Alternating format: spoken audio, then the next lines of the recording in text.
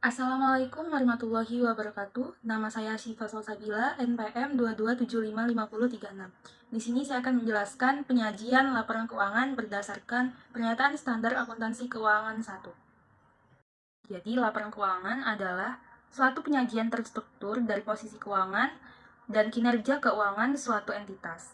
Nah, untuk posisi keuangan diwakili oleh laporan posisi keuangan dan kinerja keuangan dari suatu entitas diwakili oleh laporan laba rugi dan penghasilan komprehensif lainnya. Terdapat manajemen entitas yang bertanggung jawab secara langsung atas penyusunan dari laporan keuangan ini. Laporan keuangan memiliki tujuan memberikan informasi mengenai posisi keuangan, kinerja keuangan, dan arus kas sebuah entitas yang bermanfaat bagi sebagian besar kalangan pengguna laporan dalam pembuatan keputusan ekonomi. Untuk pengguna laporan keuangan itu tersendiri dibagi menjadi dua pihak, ada yang dari pihak eksternal atau di luar perusahaan dan pihak internal, yaitu pihak dari dalam perusahaan atau entitas. Contoh dari pihak eksternal yang membutuhkan laporan keuangan suatu entitas yaitu kreditor atau orang yang memberikan pinjaman dana kepada entitas tersebut. Nah, biasanya dia membutuhkan informasi tersebut untuk mengetahui besarnya kekayaan dari perusahaan tersebut, mengetahui bagaimana kemampuan entitas tersebut dalam menghasilkan laba usaha, serta mengetahui perbandingan utang dan total kekayaan dari entitas tersebut. Yang kedua adalah pemerintah, yaitu lembaga yang memiliki kewenangan untuk membuat peraturan usaha dan hal-hal yang terkait dengannya. Biasanya pemerintah membutuhkan informasi mengenai laba usaha yang diperoleh oleh suatu entitas itu, kemudian beban yang dikeluarkan untuk memperoleh pendapatan. Kemudian ada calon investor. Calon investor biasanya ingin mengetahui informasi mengenai laba usaha yang diperoleh selama beberapa tahun terakhir oleh perusahaan serta pertumbuhan kekayaan perusahaan tersebut. Kemudian ada pemasok, pemegang saham. Pemegang saham ini biasanya ingin mengetahui laba usaha yang diperoleh serta perubahan kekayaan perusahaan selama beberapa tahun. Untuk pihak internal perusahaan, yaitu pihak yang berada di dalam entitas tersebut, mencakup direksi perusahaan, manajer pemasaran, manajer produksi, dan manajer keuangan. Pernyataan standar akuntansi keuangan 1 mengatur bahwa perusahaan yang terdaftar di Bursa Efek Indonesia, periode penyajian laporan keuangannya diatur oleh OJK. Nah, biasanya setiap triwulan harus menerbitkan laporan keuangan kepada publik walau tidak diaudit. Jadi untuk laporan keuangan bulan Maret diterbitkan di bulan April, laporan keuangan bulan Juni diterbitkan di bulan Juli, dan laporan keuangan September diterbitkan di bulan Oktober, serta laporan akhir tahun harus terbit paling lambat bulan April tahun berikutnya. Nah, jadi laporan keuangan triwulanan tidak wajib diaudit, tetapi wajib diterbitkan. Namun, untuk laporan keuangan akhir tahun wajib diaudit, baru kemudian bisa diterbitkan. Terdapat beberapa laporan keuangan yang wajib diterbitkan berdasarkan pernyataan standar akuntansi keuangan 1. Yang pertama yaitu laporan posisi keuangan, yang kedua laporan laba rugi dan penghasilan komprehensif lain, yang ketiga laporan perubahan ekuitas, yang keempat laporan arus kas, yang kelima catatan atas laporan keuangan, yang keenam informasi komparatif periode terdekat sebelumnya, dan yang ketujuh laporan posisi keuangan pada awal periode terdekat sebelumnya. Jadi laporan keuangan ini memiliki karakteristik umum. Yang pertama, entitas yang laporan keuangannya telah patuh pada standar akuntansi keuangan harus membuat pernyataan secara eksplisit mengenai kepatuhannya pada standar akuntansi keuangan. Nah, pernyataan ini harus dijelaskan dalam catatan atas laporan keuangan pada poin kedua, yaitu pada bagian ikhtisar kebijakan akuntansi material. Di dalam poin kedua ini berisi pernyataan standar akuntansi yang digunakan oleh entitas tersebut. Yang kedua, dalam menyusun laporan keuangan, manajemen harus membuat penilaian terhadap kemampuan entitas dalam mempertahankan kelangsungan usaha. Nah, asumsi yang wajib dipenuhi oleh entitas tersebut yaitu asumsi going concern, yaitu asumsi kelangsungan usaha, bahwa entitas tersebut mampu melakukan operasionalnya di tahun-tahun berikutnya ke depannya. Yang ketiga yaitu entitas harus menyusun laporan keuangan atas dasar akrual kecuali laporan arus kas.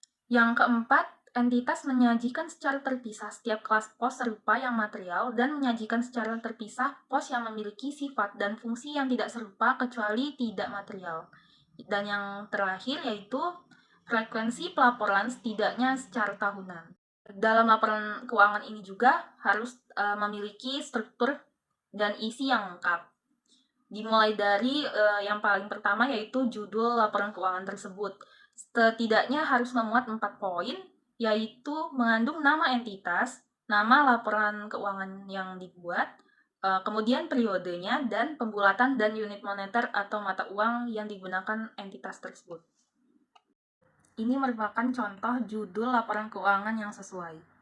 Laporan posisi keuangan adalah laporan yang menunjukkan kondisi aset, utang, dan modal dari suatu entitas selama periode tertentu.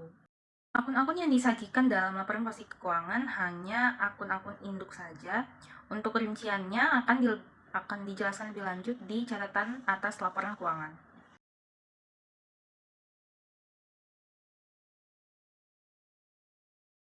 Laporan laba rugi adalah laporan yang menyajikan informasi pengeluaran, pendapatan, serta laba atau rugi yang dihasilkan oleh perusahaan tersebut selama periode tertentu.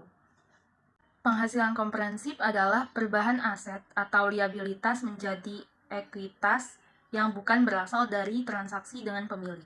Penghasilan komprehensif itu terdiri dari 2 bagian, yaitu laba rugi tahun berjalan dan penghasilan komprehensif lain. Laporan laba rugi dapat disajikan dengan 2 cara. Yang pertama dengan satu laporan, yaitu di bagian pertama merupakan laporan laba rugi, kemudian dilanjut di bagian kedua, yaitu informasi mengenai penghasilan komprehensif lain. Cara yang kedua yaitu dengan menggunakan 2 laporan. Laporan pertama merupakan laporan laba rugi dan laporan penghasilan komprehensif yang dimulai dari laba rugi tahun berjalan. Penghasilan komprehensif lain dapat disajikan berdasarkan 2 kelompok. Kelompok yang pertama yaitu kelompok yang tidak akan direklasifikasi lebih lanjut ke laba rugi. Kemudian kelompok yang kedua yaitu yang akan direklasifikasikan ke dalam laba rugi. Ini merupakan contoh laporan laba rugi dan penghasilan komprehensif lain.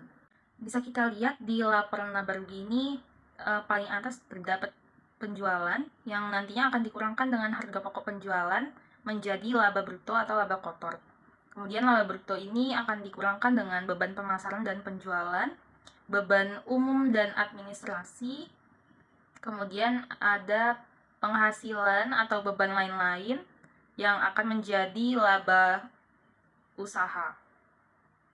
Nantinya laba usaha ini akan ditambah dengan penghasilan keuangan dan dikurangkan dengan biaya keuangan menjadi laba penghasilan sebelum pajak.